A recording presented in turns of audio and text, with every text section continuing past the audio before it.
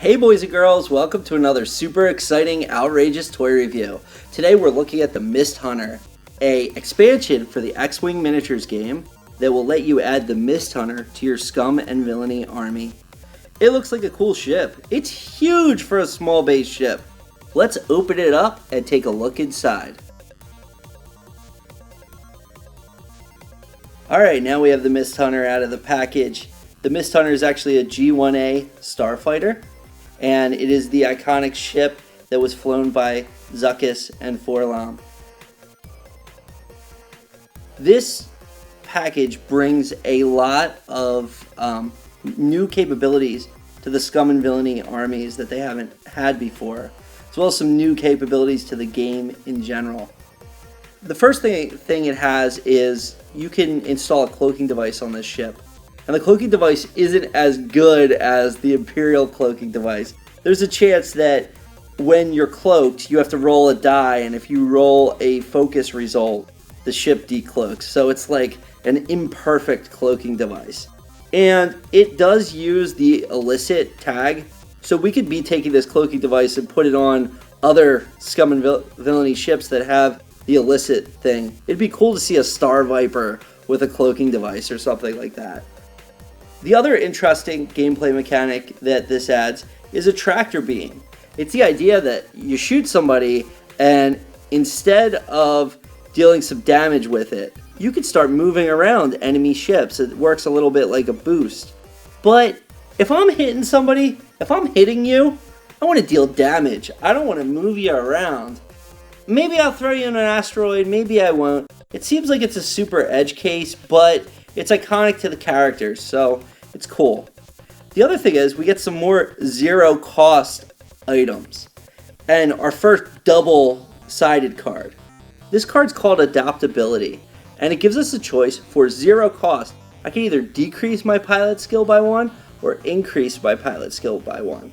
Why would I want to increase my pilot skill? That's easy. I want to shoot first, like Han, right? But the other thing I could do is decrease my pilot skill by 1. So that means I'm moving a little sooner and I could get in the way and become more of a blocker. It's going to be interesting to see how this card is used, but it is using an elite pilot skill slot. So maybe we'll throw it in some builds when we don't have an elite pilot skill, but I don't know. It's pretty cool. Zuckuss and Forlom can either be pilots or they could be personnel. So here's their cards. Let's take a look at how they modify the ships as pilots.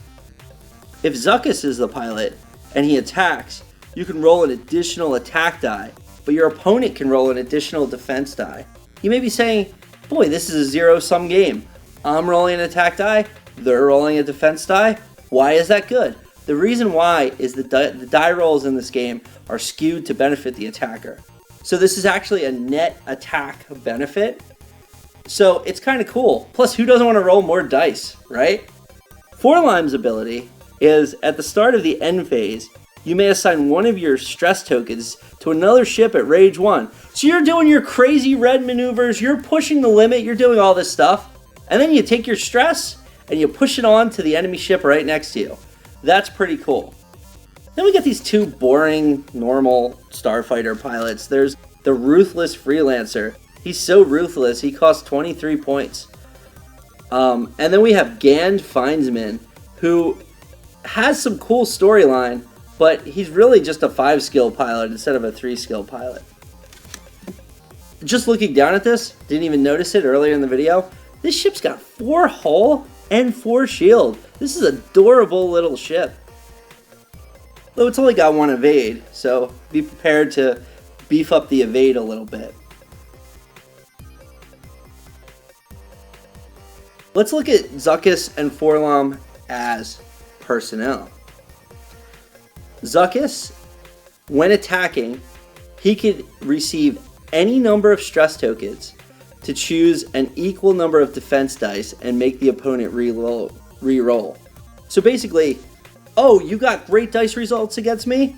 I'm going to take stress to re-roll, and then I'm going to use Forlom's ability as a pilot to give you the stress that I just used to make you not be able to attack me. That's cool. Forlom's ability It says during the modify attack dice step, you may receive an ion token to choose one of the defender's focus or evade tokens and make them not be able to spend it during the attack. So Forlom's a droid, right? Well, back in the 80s he wasn't, but he is now. So he could receive an ion token, so I guess he could overload his system or something like that to say, you can't evade, you can't focus. What are you going to do about that, aces? What are you going to do? You got all your dodges and your auto thrusters and all these unique things, but he's taking ion and he's taking you down. That's pretty cool. Overall, when I first looked at the Mist Hunter, I was like, oh, it's another bulky scum and villainy ship. There's definitely a lot of ways you could go. You could go the tractor beam way, you go cloaking device, you start using Zuckuss and Forlom together to manipulate die rolls. It's a pretty awesome package. I also want to mention, Mist Hunter title lets you do a barrel roll, but it leaves you with the tractor beam. So it's a trade-off. Barrel roll, tractor beam. I don't know. Anyway, I just want to thank Fantasy Flight Games for letting us take a look at this a little bit early. Really appreciate that. Love the X-Wing Miniatures game. Love talking about it. Thanks for watching this super exciting, outrageous toy review. Make sure to like, subscribe, and check out our other videos.